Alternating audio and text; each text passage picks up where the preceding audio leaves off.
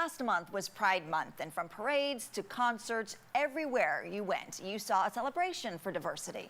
But there are some members of this community that aren't talked about enough. Timothy McLemore is the author of the book Love is Not Abuse, which highlights issues of homelessness and domestic violence in the LGBTQ community. So Timothy, welcome to the show. Thanks for being here. Thank you guys for having me. We appreciate it. Let's talk a little bit more about your book because it was deeply personal for you. Can you tell us a little bit about your journey? Yeah, so after leaving a domestic violent relationship, I decided I wanted to write a book. I felt like it would be very therapeutic in my personal healing process, and I also wanted to bring awareness, especially to the LGBTQ community, because this is something that's not really highlighted and spoken about.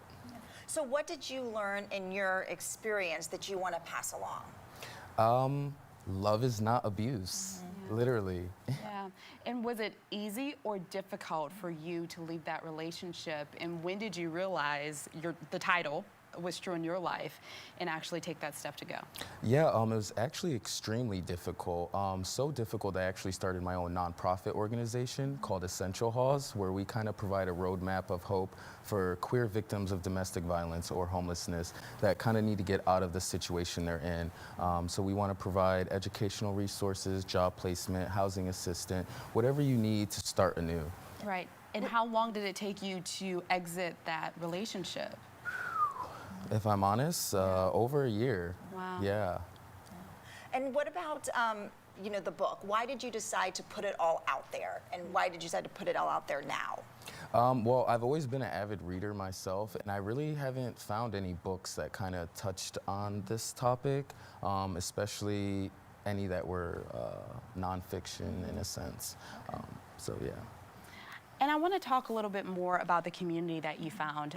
You have an Instagram page where you were able to share your story and found people who had similar journeys. Definitely. What was it like finding that community? Because a lot of times people think they're alone, that no one else is dealing with this, but they are. Yep.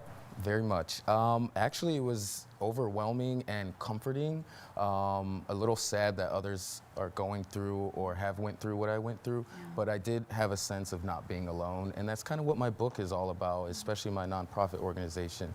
Just letting people they're not alone and there's a way out. And it seems, is it more prevalent, domestic abuse more prevalent in the LGBTQ community, do you feel? And why is that? Well, the statistics certainly show that domestic violence is more frequent and complicated in LGBTQ relationships, according to the National Coalition Against Domestic Violence. But we just don't hear about it. It's unreported. Only 26% of men who experience near lethal violence, which was in my case, actually report it. So, yeah.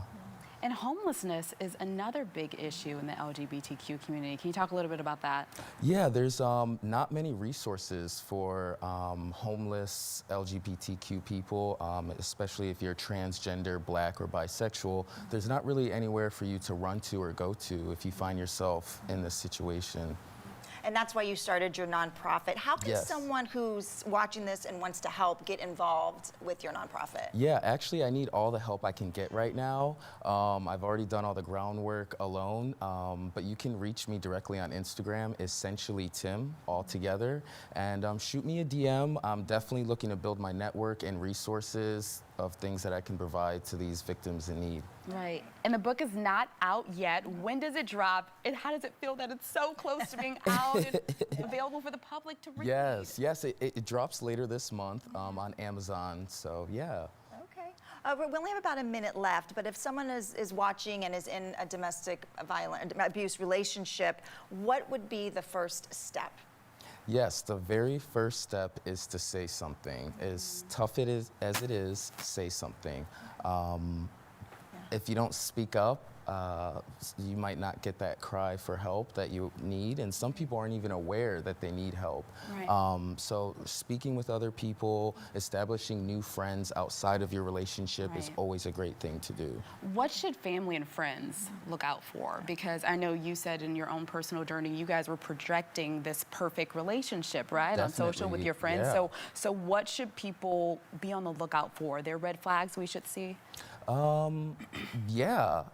For me, I really wasn't too open. People would kind of ask how my day was, and I would just say, oh, it's fine, or it's Right. well, but it was consistent. I was always just fine. I was always just okay. Right. So yeah, check on your friends, check on your loved ones. Right. Don't be afraid to Yeah. to dig deep with Right. how they're feeling. Okay. Great advice. Well, thank you Thank so you. much, and look forward to your book coming out. Yeah, good Appreciate you luck. guys for Yes, good having luck me. with that. And we're going to put some information on our screen. You can learn more about Timothy's nonprofit and book by heading to the Facebook page at Essential Haas.